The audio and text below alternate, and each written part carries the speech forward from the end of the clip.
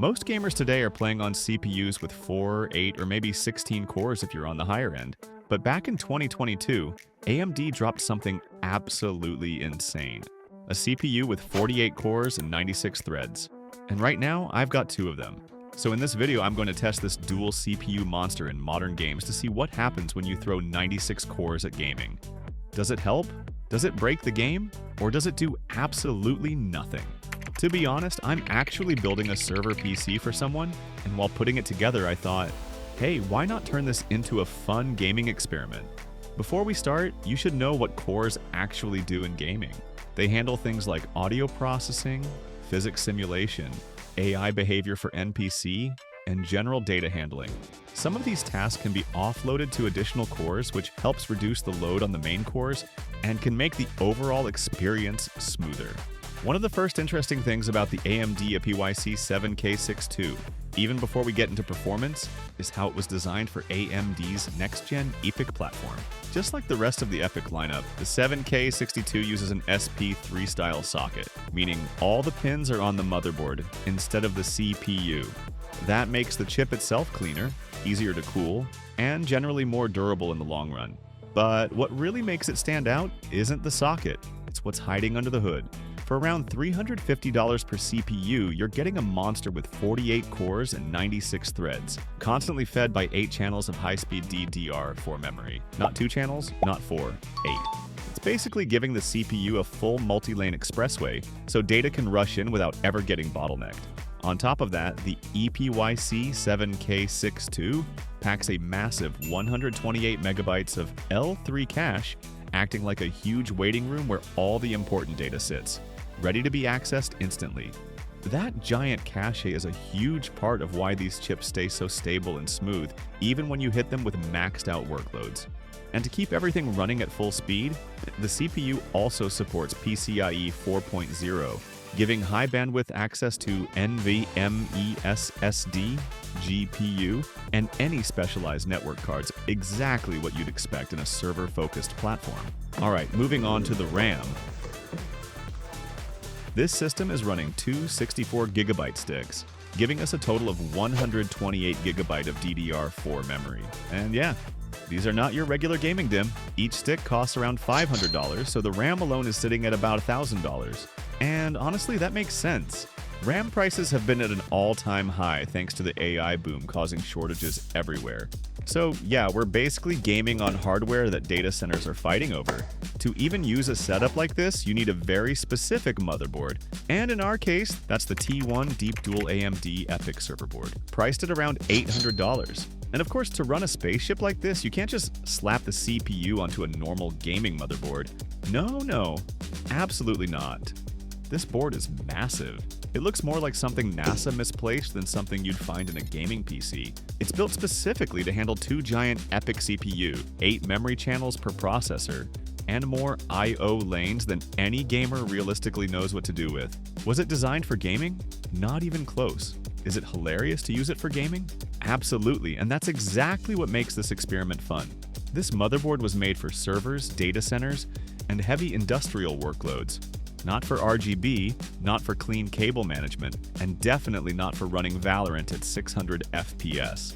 But hey, let's fire it up anyway and see what gaming on a full-blown server platform actually looks like. As for the GPU, the original version of this system didn't really focus on graphics at all. Since the whole setup was meant for heavy CPU workloads, the GPU wasn't a priority, so it came with a RTX 3060 to 12GB.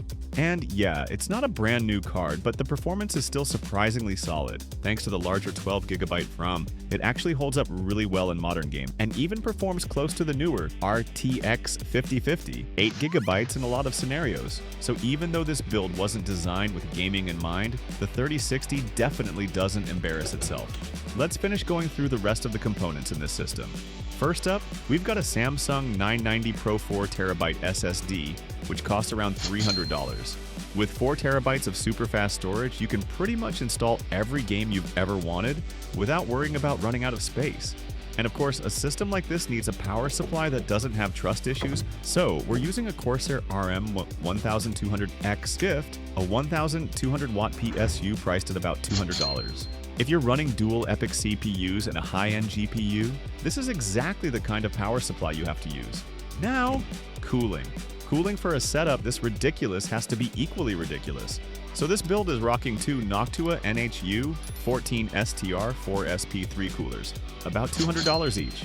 Yes, the coolers alone cost more than some of my entire gaming PCs I've built in the past. I'm not even joking. But hey, with 48 cores per CPU, you need something that can stop them from turning into a space heater. To finish off this build, I went with a pretty special case, the Cooler Master Half 700 Full Tower. Since this is essentially a server PC, I needed something huge, something that can actually breathe, and this case checks every box. It's insanely spacious, which means you can mount a ton of fans or even throw in an oversized GPU without worrying about clearance. And the amount of ventilation on this thing is wild. There are airflow openings everywhere. That's super important for a server-style system that's going to be running for long periods of time without rest.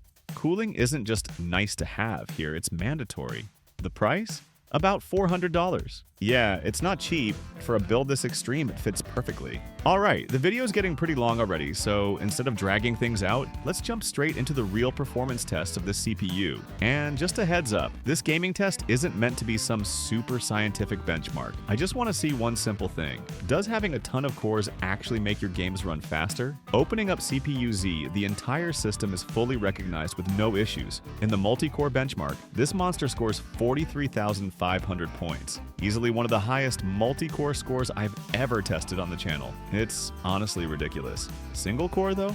Yeah, that's a different story. It only hits around 394 points, which is a bit on the low side, but totally expected.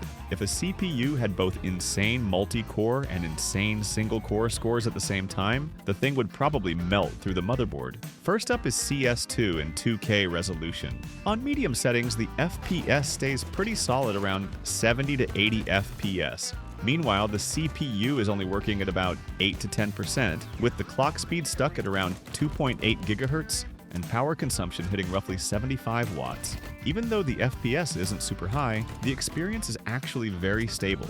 No frame drops, no weird stutters, just smooth, playable performance. I also tried bumping the settings up to high, and surprisingly the FPS still stayed consistent throughout the entire gameplay session.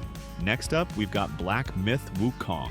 For this test, I switched the settings down to low and even dropped the resolution to 1080p. CPU usage finally climbed a bit, hitting around 15%, and the chip boosted up to 3.3 GHz, which is basically the maximum speed the CPU can reach. Power consumption jumped to about 100 watts, which might hurt a little when the electricity bill shows up. As for FPS, it hovered around 60 to 70, so not a huge improvement, but still very playable. And while the performance isn't mind-blowing, the stability definitely deserves some praise.